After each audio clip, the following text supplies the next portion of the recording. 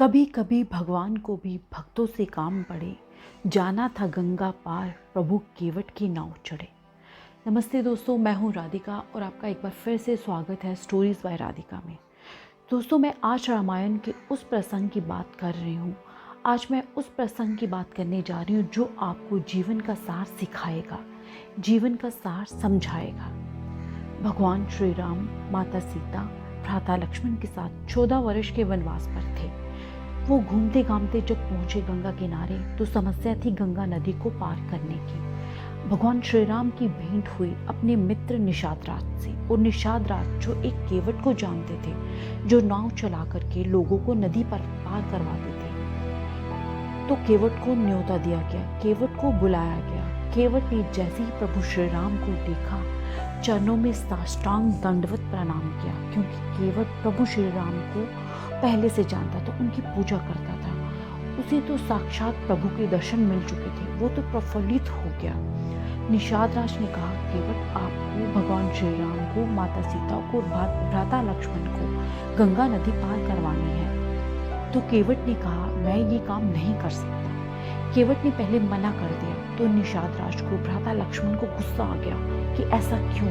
तो केवट ने कहा, मैं इन्हें जानता हूँ, इनकी लीला अपरंपार है। इनके चरण यहाँ पर जाएं वहाँ चमत्कार हो जाता है। मैंने तो सुना है इन्होंने माता अहिल्या को, जो पत्थर की थी, उन्हें नारी में परिवर्तित कर दिया। लोग इनकी चरण धूल को पाने के लिए हमेशा लालायित रहते हैं। मैं सबसे पहले इनके चरण धुलवाऊंगा, उसके बाद इन्हें गंगा नदी पार करवाऊंगा, क्योंकि मुझे ये डर है कि कहीं इनके चरण पड़ते ही मेरी ये जो नाव है, इन्होंने तो पत्थर को नारी के रूप में परिवर्तित कर दिया। मेरी तो ये नाव काठ की है, लकड़ी की है। मेरी नाव कहीं गायब ना हो जाए, तो इसलिए मैं पहले इनके चरण धुलवाऊंगा। तो कहते हैं, केवट की छुअत सिला भई नारी सुहाई, पाहन तेना काठ कठिनाई, तारी नाव मुनि घरनी होई जाए, बाट परे मोरी नाव उड़ाए।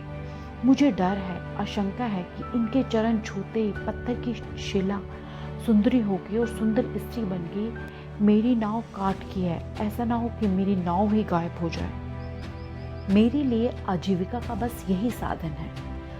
गुस्सा आ रहा था भ्राता लक्ष्मण को, निषाद राज को, लेकिन प्रभु श्री राम केवट के भाव समझ रहे थे और उन्होंने कहा कि ठीक है, मैं आपकी बात मानने के लिए तैयार हूँ। आप हमारे चरण धुलवा दीजिए, उसके बाद हम नाव में बैठेंगे। इतना सुनते ही केवट ने अपनी पत्नी से कहा कि एक पात्र में गंगा जल भरकर लाइए। केवट प्रभु श्री राम के चरण धोने लगा और उनके चरण कमलों के जो चरणामृत था उसे पीने लगा। उसने प्रभु राम को प्रणाम किया, उनकी आरती की। उसके बाद प्रभु श्री राम, माता सीता, भ्राता लक्ष्मण को नाव में सवार करके गंगा नदी पार करवा दी।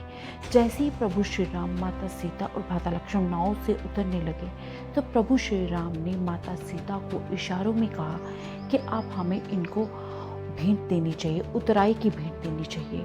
और माता सीता ने अपनी मुद्रिका, जो उन्होंने अंगूठी पहनी हुई थी, वो केवट को भेंट करनी चाहिए। लेकिन तब केवट ने हाथ जोड़कर कहा कि प्रभु क्षमा कीजिए, लेकिन ये सृष्टि का नियम है कि जो एक जैसा काम करते हैं वह एक दूसरे को पैसे नहीं देते हैं, भेंट नहीं देते हैं। जो बाल कटवाने वाला होता है वह दूसरे बाल कटवाने वाले को कोई राशि नहीं देता है, कोई उपहार नहीं देता है। और जो भोजन बनाने वाला होता है वो भी दूसरे भोजन बनाने वाले को कोई उपहार नहीं देता है। और आप और मैं भी तो एक समान कार्य करते हैं। तो प्रभु श्री राम ने कहा कि कैसे। भगवान थे लेकिन नर लीला रच रहे थे, इसलिए सामान्य बुद्धि वाला वही तार्किक प्रश्न किया कि कैसे। मैं तो केवट का काम करता नहीं हूँ, मैं तो केवट नहीं हूँ, मैं तो लोगों को नाव से इस पार से उस पार नहीं उतारता हूँ।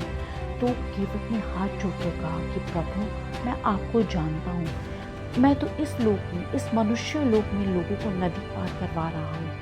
आप तो भव सागर वाली नाव में बैठाते हैं और लोगों को भव सागर पार करवाते हैं, मृत्यु लोक से हमें पार करवा देते हैं। और आप और मैं तो समान कार्य करते हुए ना। ये बात जब केवट ने कही तो प्रभु ने केवट की बुद्धिमता से प्रसन्न होकर के भगवान श्री राम ने केवट को मोक्ष प्रदान किया। पद पखारी जलु पानु करी, आपू सहित परिवार पितर पारु करी प्रभु पुण्य मुदित कयो ले पार। कहने का मतलब ये है कि चरणों को धो करके सारे परिवार सहित स्वयं उस जल को पी करके अपने पितरों को भव सागर से पार करवाया और आनंद पूर्वक केवट जो था प्रभु श्री राम को गंगा के उस पार ले गया। हमें ये सब पता है, लेकिन फिर भी हम भगवान से जो भौतिक वस्तुएं हैं उनकी मांग करते रहते हैं, उसी सुख दुख में खोए रहते हैं। केवट के ये प्रसंग आज हमें सिखाता है कि अगर केवट भी चाहता तो उस अंगूठी को स्वीकार कर सकता था, मुद्रिका रख सकता था, लेकिन उसने नहीं स्वीकारी। इसलिए प्रभु श्री राम ने उसको मोक्ष प्रदान किया। आप और हम दिन रात प्रभु से ये जो लग्जूरियस चीज़ें हैं, ये जो मटेरियलिस्टिक चीज़ें हैं, इनको मांगते रहते हैं। अगर उनका सच्चा साथ मांग ले तो हमारी लाइफ चेंज हो जाए। बस ये प्रसंग आज हमें सिखाता है। तो दोस्तों, आई होप आपको आज की स्टोरी ये पसंद आई होगी। मुझे एक बार फिर से सुनने के लिए आपका दिल से धन्यवाद। ऑल द वेरी बेस्ट दोस्तों।